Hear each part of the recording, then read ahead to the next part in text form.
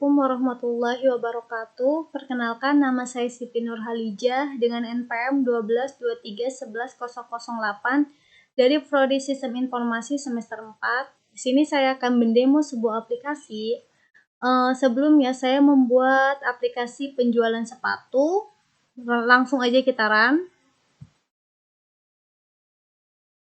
Ini adalah form utama atau form menu. Sebelum kita masuk, kita login terlebih dahulu.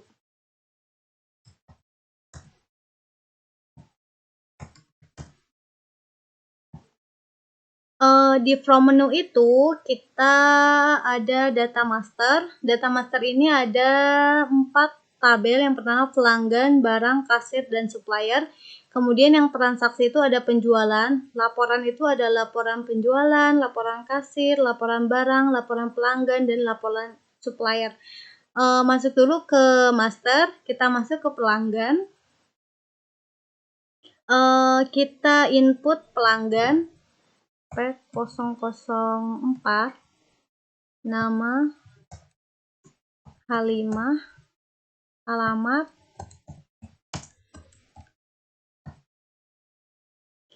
nomor telepon. Kita simpan. Input data berhasil. Di sini juga kita bisa panggil data kembali yang telah kita input. Bila ada perubahan di kampungnya ternyata salah, kita bisa input misalnya petir. Kita edit data berhasil, kemudian kita keluar. Setelah itu kita ke barang. Kita input barang B002, nama barang, harga 200.000, ukuran 40, kemudian stok itu ada 100.000. Kemudian kita input data berhasil, kemudian kita keluar, kita masuk ke kasir. Kita mau input data kasir K003, kemudian nama kasirnya misalnya Linda. Kemudian kita input berhasil. Kemudian kita ke supplier.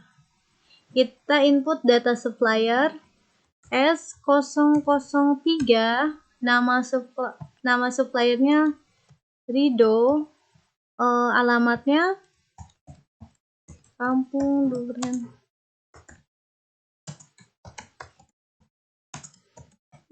Timur. Nomor teleponnya kita input. Kita simpan. Data berhasil disimpan, kemudian kita masuk ke transaksi penjualan.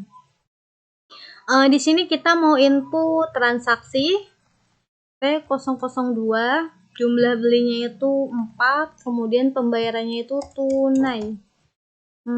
Di sini kita masukin tadi yang telah kita input. Misalnya kita mau beli Adidas, kemudian kasirnya Lija, kemudian kita input. Simpan. Data berhasil disimpan dan stok telah dikurangi. Jadi ketika kita input, ini otomatis mengurangi stok yang ada. Kita klik OK. Coba kita panggil yang tadi kita input. Misalnya ada perubahan 002. Ternyata di sini itu ada perubahan. Ternyata belinya 5. Kita edit data berhasil. Kemudian ada lagi perubahan. Ternyata dia itu tidak jadi beli. Maka kita hapus. Yes, data berhasil. Data berhasil hapus. Kemudian kita cetak transaksi. Kita masukin dulu ID transaksinya, misalnya 01, kita OK. Di sini kita coba zoom 100. Di sini itu ada no transaksi 01, ID kasir, Lija, terus ID barang, nama barang, harga, jumlah. Kemudian total belanjanya itu 200, kemudian tanggal transaksinya 18 bulan 7 2025. jamnya 12, jamnya setengah 1. Tadi juga bisa dibuat PDF. Kita keluar, kita ke laporan. Di sini itu laporannya ada 5 laporan. Pertama laporan penjualan, laporan kasir, laporan barang, laporan pelanggan, dan laporan supplier.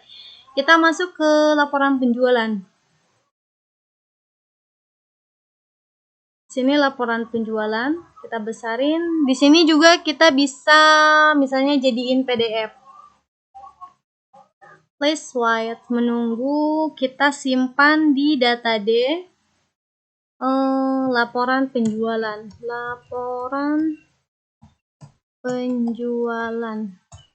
kita save, nanti akan tersimpan otomatis.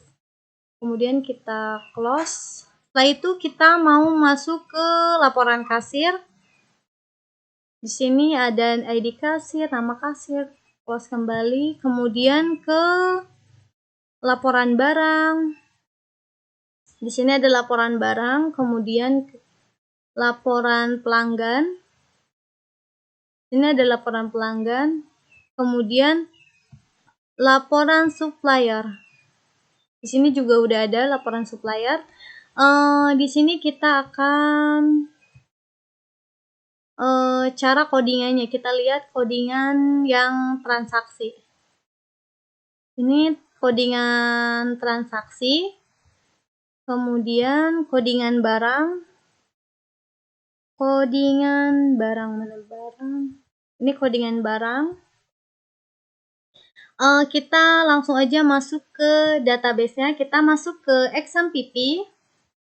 Kita ke admin. Kita masuk ke PHP My Admin.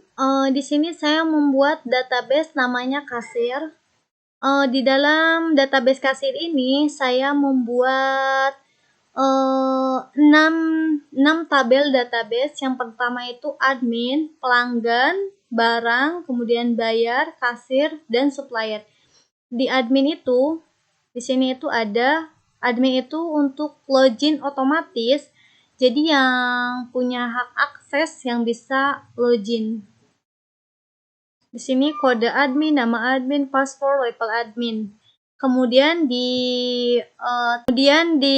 tabel pelanggan itu ada ID pelanggan, nama, alamat, nomor telepon. Jadi kan tadi sebelumnya kita udah input barang di ID pelanggan di aplikasinya, maka akan muncul otomatis di sini. Kemudian kita masuk ke tabel barang. Di tabel barang itu ada ID barang, nama barang, harga, ukuran, stok. Sama kayak tadi, apa yang kita input akan muncul di sini. Kemudian ke tabel bayar. Di sini ada not transaksi, ID kasir, nama kasir, ID barang, nama barang, harga, ukuran, stok, dan jumlah beli. Kemudian ke kasir. Kasir juga sama, ada ID kasir, nama kasir, kemudian di supplier. Ada ID supplier, nama supplier, alamat, nomor telepon supplier. Mungkin cukup sekian dari saya, kurang dan lebihnya mohon maaf. Wassalamualaikum warahmatullahi wabarakatuh.